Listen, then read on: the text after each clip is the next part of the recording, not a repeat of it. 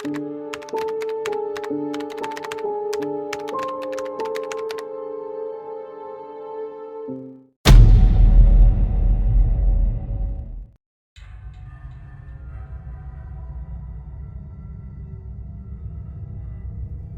अनुभव लेखक यतीन भट यांनी पाठविला आहे.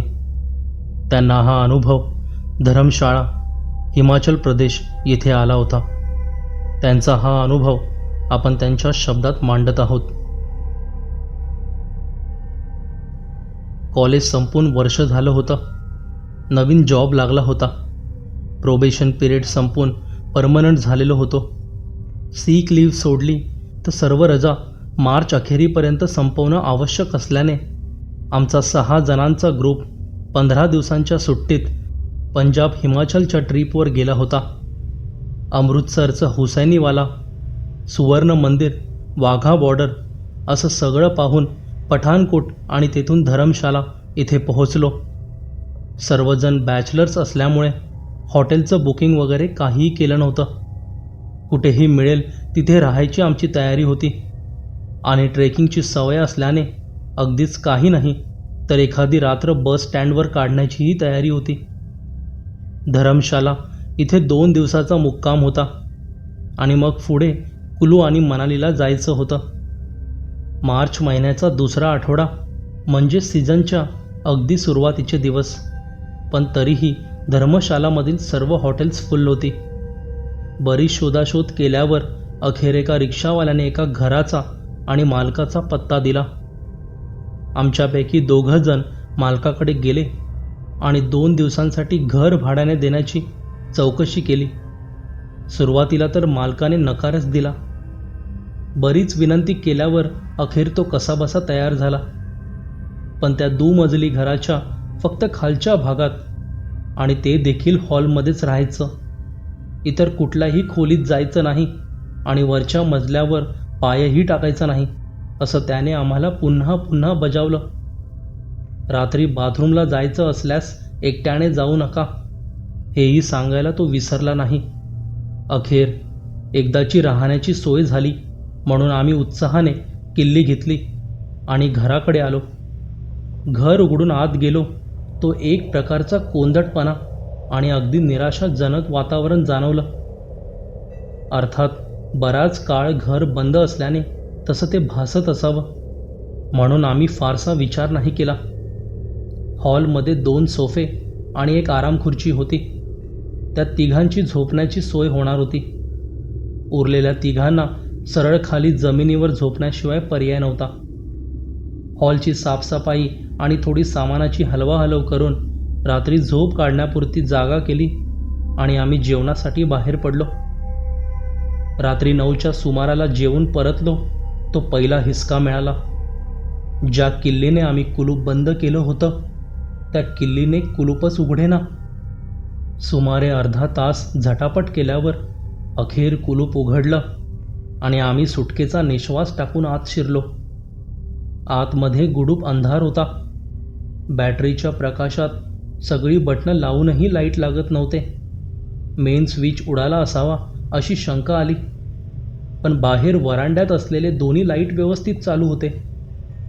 अखेर पुन्हा एकदा सगळी बटणं बंद चालू करून पाहिल्यावर हॉलमधला एक अंधुकसा प्रकाश देणारा दिवा तेवढा लागला. तेवढ्यावरच समाधान मानून आम्ही कपडे बदलले. बॅटरीच्याच उजेडात जोडीजोडीने बाथरूमला जाऊन आलो आणि झोपण्याची तयारी केली. जेमतेम झोप लागत होती तोच वरच्या मजल्यावर कोणीतरी दान दान पाय आपटत चालत आहे असे आवाज येण्यास सुरुवात झाली. सुमारे 2 मिनिटांनंतर ते आवाज अचानक बंद झाले. आपल्याला भास झाला असेल असं समजून तो विचार झटकून टाकला आणि पुन्हा झोपणार तेवढ्यात पुन्हा तोच प्रकार घडला. यावेळी आमच्यापैकी शैलेशने चायला कोण नाचतंय वर असा प्रश्न केला. तेव्हा मला एकट्यालाच भास झालेला नाही याची कल्पना आली. बाकी सर्वजण कधीच घोरायला लागले होते. बॅटरीच्या उजेडात आमच्यापैकी कोणीही वर गेलेलं नाही याची आम्ही दोघांनीही खात्री करून घेतली. आम्ही घरात येताना कुलूप उघडून आलो होतो, त्यामुळे आत कोणीही नव्हतं याची आम्हाला खात्री होती. अर्थात बाहेरून परस्पर वर जाण्याचा मार्ग असण्याची ही शक्यता नाकारता येत नव्हती. नेमका काय प्रकार आहे हे वर जाऊन पाहण्याची अनिवार्य इच्छा होत होती. पण घर मालकाची सूचना आठवून आम्ही तसेच पडून राहिलो. या खेपेला सुमारे 10 मिनिटं पावलांचा दणदणाट सुरू होता. आवाजावरून हळूहळू ती पावलं हॉलच्या एका कोपऱ्याच्या दिशेला जात आहेत हे आम्हाला जाणवलं.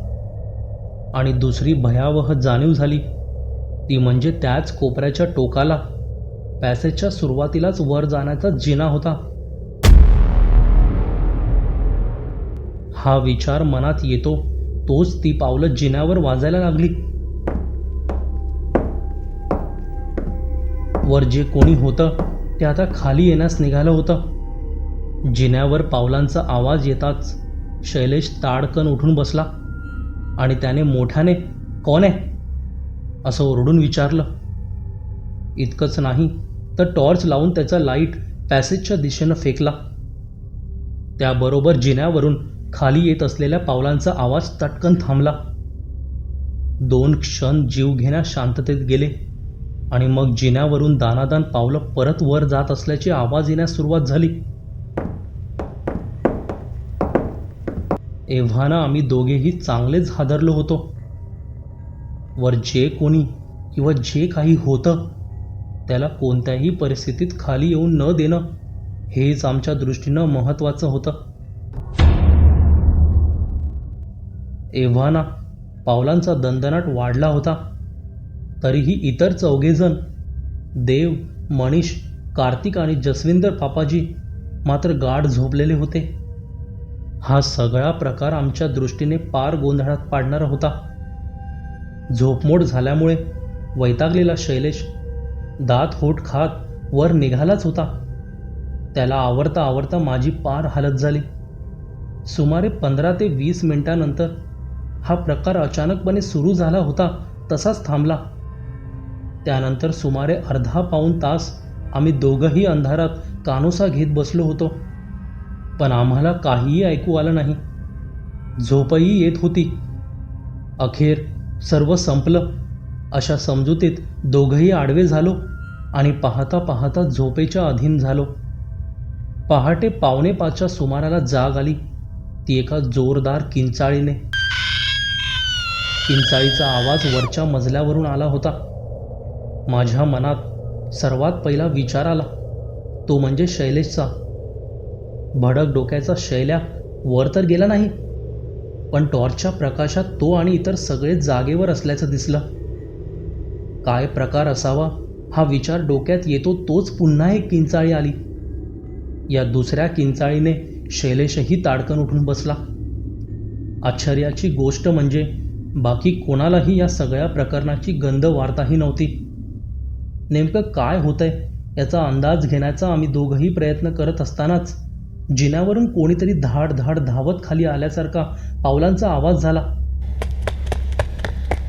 आणि पाठोपाठ कोणतं तरी दार जोरात आपटलं गेलं आणि मग एकदम सामसूम झाली. आता मात्र आमची दोघांचीही झोप उडाली होती. उजाडताच आपलं सामान आवरून तिथून बाहेर पडण्याचा आमचा निश्चय झाला होता. अर्ध्या तासाने शैलेश हलकं होण्यासाठी बाथरूमच्या दिशेला गेला.